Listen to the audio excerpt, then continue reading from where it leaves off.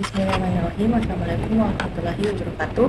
Perkenalkan, nama saya Difakila Syawal dengan nomor stamp 8320220058. Baiklah, di sini saya akan memenuhi tugas video dari mata kuliah Ekonomi Makro. Adapun tugas video pada kali ini, materi yang saya jelaskan yang pertama, sektor air, gas, dan listrik pada tahun 2020 atau pada saat pandemi COVID-19.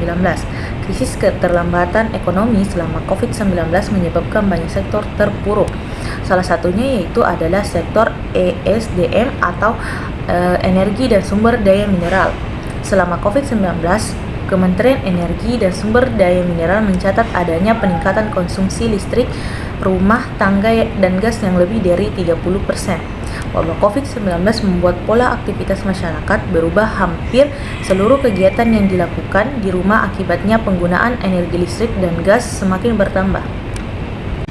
Angka ini prediksi terus bertambah selama kebijakan bekerja dari rumah atau work from home masih berjalan. Pandemi COVID-19 berdampak pada penjualan tenaga listrik di tanah air. Hal ini terlihat dari hasil laporan perusahaan listrik negara atau PLN yang menunjukkan bahwa penjualan tenaga listrik di Indonesia cenderung meningkat sebelum pandemi COVID-19 dan menurun setelahnya. Menurunnya penjualan tenaga listrik di tanah air berbanding terbalik dengan berlebihannya pasokan atau oversupply listrik PLN. Menurut Sekretaris Jenderal Kementerian ESDM atau Energi dan Sumber Daya Mineral, kelebihan pasokan listrik PLN mencapai 6 gigawatt hingga akhir tahun ini. Tantangan dalam menyediakan akses air dan sanitasi yang dikelola dengan aman untuk semua. Pandemi COVID-19, krisis iklim, dan perlambatan ekonomi global membuat para negara-negara semakin mendesak untuk menemukan cara inovatif untuk memprioritaskan air, sanitasi, dan kebersihan serta mengintegrasikan layanan ini dalam kebijakan dan strategis iklim, kesehatan, dan ekonomi nasional. Selama pandemi COVID-19, konsumsi air meningkat 3 kali lipat dibandingkan kondisi normal, dengan total konsumsi air rumah tangga mencapai 900 hingga 1.400 liter per hari. Indonesia Water Institute tak hanya konsumsi air yang meningkat, namun pengeluaran untuk air juga meningkat hingga 5 kali lebih tinggi dari kondisi normal. Instruksi penerapan protokol kesehatan seperti mencuci tangan secara rutin telah mengubah perilaku masyarakat yang menyebabkan konsumsi air bersih meningkat.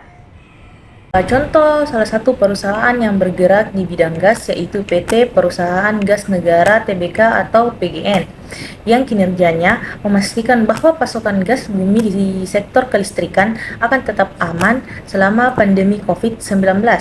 Dengan kinerja selama Januari hingga Maret 2020, PGN telah memasok gas bumi ke berbagai pembangkit listrik milik PT Perusahaan Listrik Negara atau Persero PLN. Dukungan PGN dalam sektor kelistrikan juga ditunjukkan pada kapasitasnya dalam mengelola dan mengembangkan infrastruktur gas bumi, termasuk mengembangkan small scale LNG yang digunakan untuk memasok kebutuhan energi dalam sektor kelistrikan. Selain itu, PGN juga memberikan dukungan pasokan gas yang ditujukan untuk pasokan listrik yang andal di rumah sakit besar yang menjadi tempat rehabilitas pasien yang masuk dalam kategori pasien dalam pengawasan atau PDP maupun pasien yang positif terjangkit COVID-19. Yang ketiga, yaitu langkah yang dilakukan untuk melewati masa pandemi.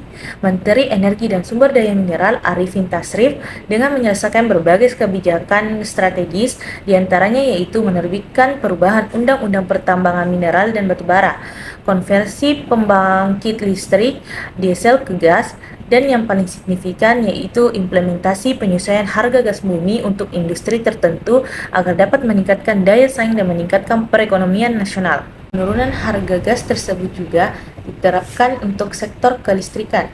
Menyediakan listrik yang terjangkau bagi masyarakat juga mendukung pertumbuhan industri.